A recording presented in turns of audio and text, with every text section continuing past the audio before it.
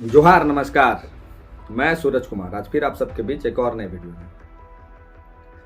आज तेलंगाना का वो भीड़ देख के तो पूरे झारखंड के सभी लोगों का गर्व से सीना चौड़ा जरूर हो गया होगा। निश्चित तौर पे होना चाहिए कि अपने झारखंड के माटी के बेटे को देखने के लिए हर वो हैदराबाद से, हर वो तेलंगाना की धरती से उठ के लोग, हैदराबाद के लोग और तेलंगाना के लोग टाइगर को देखने के लिए पहुंचे उस मैदान में। वहाँ कोई झारखंडी नहीं था। वो जितना भीड़ आपको दिख रहा है वो एक भी झारखंडी नहीं था। वो सारे लोग हैदराबाद और तेलंगाना के रहने वाले थे। उस भीड़ में जितने लोगों ने पहुंच के टाइगर को प्रोत्साहित किया, हौसला बढ़ाया, ये साफ दर्शाता है कि टाइगर का रुतबा, टाइगर का रवाब निश्चित बढ़ रहा है। इसमें कहीं किंतु परंतु नहीं है। लेकिन उस भीड़ के पीछे की कहानी को भी आपका थोड़ा हम उस कहानी पे भी ले जाना चाहते हैं जिसको आपको समझना चाहिए। चलिए हम कहानी को शुरू करेंगे और कुछ आपको तथ्य के साथ कुछ बातें बताएंगे। उसके पहले आग्रह निवेदन है कि आप इस वीडियो को जो देख रहे हैं नए साथी, वो इस चैनल को सब्सक्राइब कर लीजिए। फेसबुक पेज पे देख रहे हैं तो पेज को फॉलो कर लीजिएगा और अपनी प्रतिक्रिया जरूर लिखिएगा और वीडियो को शेयर भी कर दीजिएगा। तो चलिए कुछ तथ्य बताते हैं। तेलंगाना आंध्र प्रदेश से कट के बना हुआ एक प्रदेश है। तेलंगाना 2 जून 2014, ये डेट याद रखिएगा आप लोग। तेलंगाना 2 जून 2014 को आंध्र प्रदेश से अलग होके एक अलग राज्य बना। कब बना? 2 जून 2014। और ये जो भीड़ देख रहे हैं, ये भीड़ कोई आंध्र प्रदेश और कोई तेलंगाना और कोई हैदराबाद के लोग नहीं थे। ये सारे झारखंडी थे और खांटी झारखंडी थे।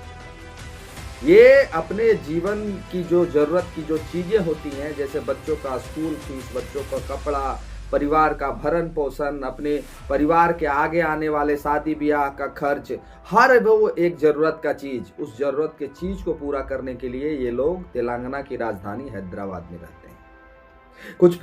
कुछ बैक स्टोरी और है, उसको भी हम आपको बता देते हैं। सन 2000 ईस्वी में बिहार से कट के एक राज्य बना जिसका नाम पड़ा झारखंड। 2000 ईस्वी में बिहार से कट के एक राज्य बना जिसका नाम पड़ा झारखंड। और इस राज्य के बनते ही बिहार के हिस्से में सिर्फ नदी और कुछ जमीनें ही गई। बाकी जितना खनिज संपदा था बिहार का, वो सारा खनिज संपदा इस झारखंड को मिल गया। यहाँ कोयला मिल गया, यहाँ अबरख मिल गया, यहाँ यूरेनियम मिल गया, यहाँ तांबा मिल गया, यहाँ पीतल मिल गया, यहाँ हर वो एक चीज मिल गया जो एक समृद्ध राज्य को बनाने के लिए आवश्यकता होती है। लेकिन आज 2000 ईस्वी से लेकर 2025 ईस्वी तक, यानी कि 25 वर्षों में ये तरक्की हम लोगों ने किया है, ये उपलब्धि हम लोगों ने पाई है कि झारखंडी बेटे उस प्रदेश में जाके काम करने को मजबूर है जिस प्रदेश का निर्माण झारखंड से 14 वर्ष बाद हुआ। झारखंड के बेटे उस प्रदेश में जाकर काम करने के लिए मजबूर हैं जिस प्रदेश का निर्माण 2014 में हुआ, जिस प्रदेश के बने मात्र आज के समय में 11 वर्ष हो रहा है। और वहां फैक्ट्रियां लग रही हैं, वहां पे कारखाने खुल रहे हैं, वहां पे उद्योग हो रहे हैं, वहां पे हर वो सुविधाएं दिया जा रहा है जो झारखंड का बेटा 10,000, 8,000, 7,000, 12,000, 15,000 की नौकरी के लिए ये लोग तेलंगाना की राजधानी हैदराबाद में जाके काम करते हैं। इनको झारखंड में 10-12 हजार की भी नौकरी नहीं मिलती है। क्यों नहीं मिलती है, इसके पीछे की भी कहानी को हम आपको बताते हैं। जहां जहां कोल माइंस चल रहा है, जिस क्षेत्र में कोल माइंस चल रहा है, वहां पे जो आउटसोर्सिंग है वो वहां के लोकल को नहीं रखते हैं। लोकल को ये कह देते हैं कि नहीं, ये लोकल है, इसको नहीं रखेंगे, हम बाहरी को रखेंगे। वो आदमी गुजरात से, वो आदमी हरियाणा से, वो आदमी पंजाब से बुलाते हैं और काहे की फैक्ट्रियां और कंपनियां जो है वो गुजरात के लोगों की है, हरियाणा के लोगों की है, और झारखंड में आके लगाते हैं और वो रोजगार देते हैं गुजरात, हरियाणा, पंजाब वालों को। झारखंड बिहार का एक ही दुर्दशा है। प्रशांत किशोर ठीक कह रहे हैं कि झारखंड बिहार का एक ही दुर्दशा है। जरूर झारखंड बिहार से अलग हो गया है, लेकिन आज भी पलायन की स्थिति में झारखंड बिहार से कहीं पीछे। रोजगार के दृष्टिकोण से जिस तरह से बिहार आज पिछड़ा है, उससे कहीं ज्यादा झारखंड भी पिछड़ा है। लेकिन बिहार के पास तो पाने के लिए कुछ नहीं है। उसके पास ना ही कोयला है, ना ही अबरख है, ना ही खनिज है। उसके पास सिर्फ नदी और बालू है। इसके अतिरिक्त उसके पास कुछ नहीं है, चूल्हा जलाने भर का भी कोयला नहीं है। लेकिन उसके बावजूद प्रशांत किशोर जी वो ठान रहे हैं कि हम यहाँ उद्योग लगवाएंगे, यहाँ फैक्ट्रियां लगवाएंगे और यहाँ के लोगों को यहाँ रोजगार दिलाएंगे।